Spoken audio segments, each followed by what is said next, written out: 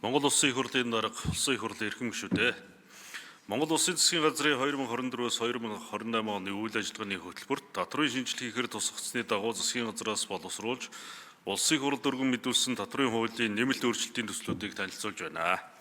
Энэ хүрээнд сангийн яам татвар гайдын байгууллага Монголын үндэсний худалдаа аж үйлдвэрийн танхим, Улаанбаатар хотын худалдааны танхим болон Улсын их хурлын тамгын газартай хамтран улс орон даяар давхарцсан доогоор 13,000 гаруй татвар төлөгчийг хамруулсан 150 удаагийн уулзалт олон нийтийн хилцүүлгийг зохион байгуулж 176,000 гаруй саналыг хүлээж авлаа.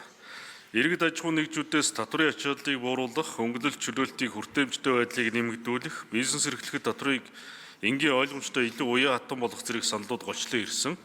Түүнчлэн ойрох дорнод дүүсэн геополитикийн нөхцөл байдлаас шалтгаалan дэлхийн газрын тосны үнийн тогтворгүй байдлаас үүдэн инфляцийн түвшин нэмэгдэж, өргөн хэрэглээний бараа бүтээгдэхүүн үйлчлэгээний үн өсөх нөхцөл бүрдээд байна.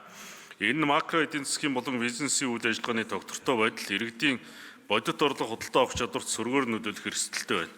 Иймд гадаад орчноос үүдэлтэй эдийн засгийн сөрөг нөлөөллийг бууруулах, инфляцийн гинтийн өсөлтөөс урьдчилан сэргийлэх, эдийн засгийн аюулгүй байдлыг хангах, аж ахуйн нэгжүүдийн тогтвортой үйл ажиллагааг дэмжих шаардлага тулгараад байна. Сангийн яам дээрх уулзалт хилцүүлгээс гарсан саналуудыг судлан үзэхээс гадна олон улсын байгууллагуудын өгчүү санал зөвлөмжийг харгалзан үзсний үндсэнд татврын хуулийн нэмэлт өөрчлөлийн төслүүдийг боловсрууллаа. Энэ удаагийн татврын хуулиудын нэмэлт өөрчлөлтөөр иргэн аж ахуйн нэгжийн татврын ачааллыг 2.2 орчим их 80 төгрөгөөр үе шаттай бууруулахаар тооцож байна. Монгол Улсын их хурлын дарга Улсын их хурлын эрхэм гишүүдээ аж ахуйн нэгжийн орлого албан татврын тухай хуульд өөрчлөлт оруулах тухай хуулийн төсөл нь хилцүүлгийн явцад аж ахуйн нэгжүүдээс нийтлэг байдлаар ирүүлсэн саналууд буюу татвар ногдуулах орлогын босхийг нэмэгдүүлэх, шатлыг өөрчлөх, жижиг дунд аж ахуйн нэгжүүдэд чиглэсэн хөнгөлөлт чөлөөлтийг нэмэгдүүлэх, тайлан гарах хугацааг уян хатан болгох, бизнес эрхлэхэд татврын орчныг илүү хялбар энгийн ойлгомжтой болгоход чиглэгдэнэ. Тухайлбал 1.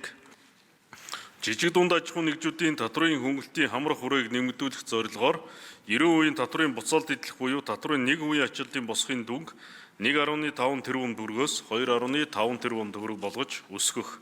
2. Аж ахуйн нэгжийн орлогын албан татрыг 25%-аар тооцон ногдуулж эхлэх татвар ногдуулалтын орлогын босхын хэмжээ 6 тэрбум байсныг 10 тэрбум болгон 6-аас 10 тэрбум төгрөгийн татвар ногдуулах орлогод 15%-аар татвар ногдуулах хөнгөлөлт үзүүлэх.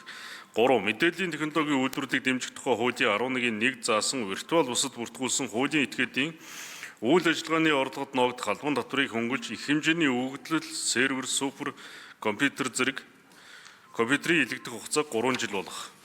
4.